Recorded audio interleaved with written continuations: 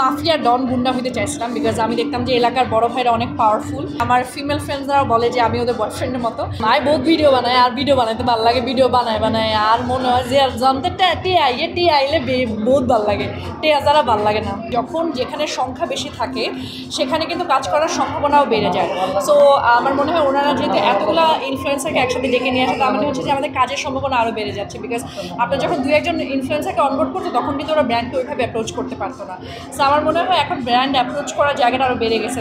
They have the সে যে না আমাদের সাথে এতগুলো ইনফ্লুয়েন্সার আছে। সো আমার মনে হয় আমাদের কাজ করার স্কোপ আরও বেড়ে গেছে।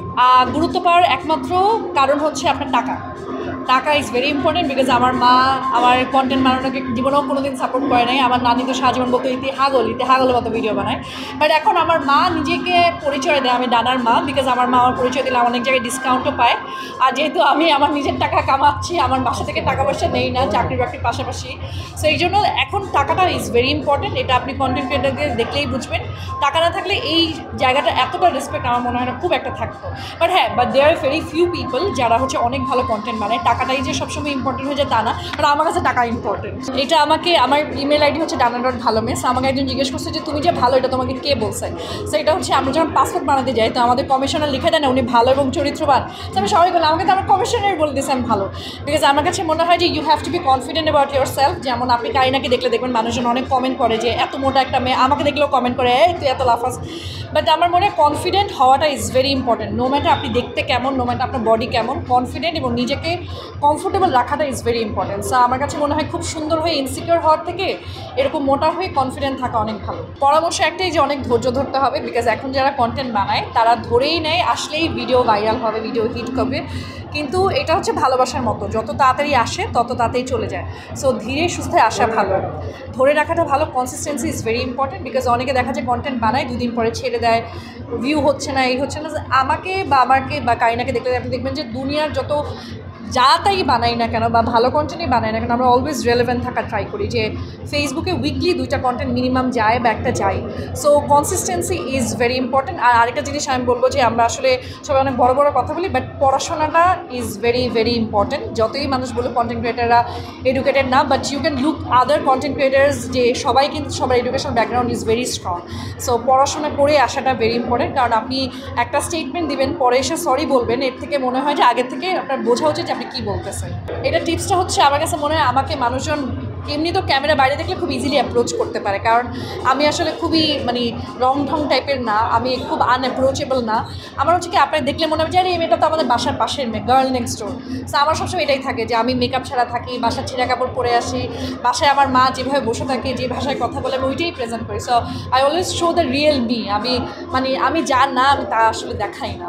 1 মিনিটে যদি আপনি আমার ব্যাপারে বলতে পারেন, আমি বহুত ভিডিও বানাই আর ভিডিও বানাইতে ভালো লাগে, ভিডিও বানায় আর মনে হয় যে জানতে টি আইলে বহুত ভালো লাগে, যারা ভালো লাগে না।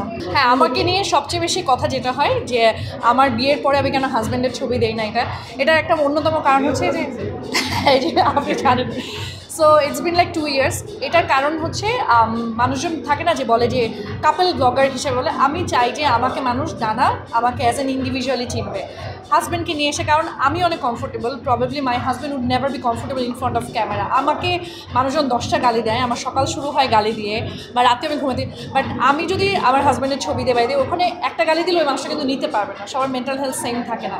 সো আননেসেসারি ফ্যামিলি মেম্বার যারা কমফোর্টেবল না তাদেরকে ড্র্যাগ করে আনার কোনো মানে নেই। আমার বাসার লোকজন আমার মা ভাই খুবই কমফোর্টেবল। আমার ভাই কমফোর্টেবল বিকজ আমার ভাই he loves the fame.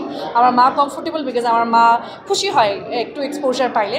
But not everyone is comfortable. So যে কমফোর্টেবল না তাকে ধরে নিয়ে এসে টানা হেঁচড়া করে ভিডিও বানাও, জোর করে তাকে স্ক্রিপ্ট দিয়ে বলানো আমার বউ সুন্দর, এগুলো তো দরকার নেই। এর থেকে আমাকে মানুষ ইন্ডিভিজুয়াল হিসেবে চিনে, এইভাবেই ভালো।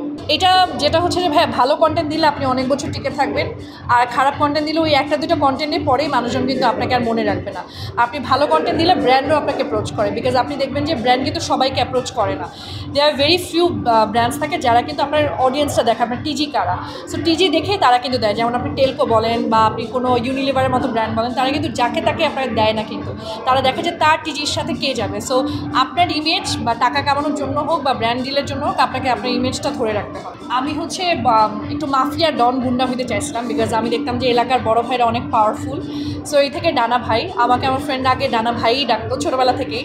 সো আমার মধ্যে একটু ভাই ফিগারটা বেশি, বিকজ হচ্ছে আমার ফিমেল ফ্রেন্ডসরাও বলে যে আমি ওদের বয়ফ্রেন্ডের মতো, কারণ ওদের রাস্তা পার করে দেয়া, আমরা কোথাও ঘুরতে গেলে হোটেল বুকিং দেয়া, গাড়ি বুকিং দেয়া, কীভাবে কি ডিল করতে হবে। So I do everything. এই কোয়ালিটিটা আসছে আমার মার থেকে।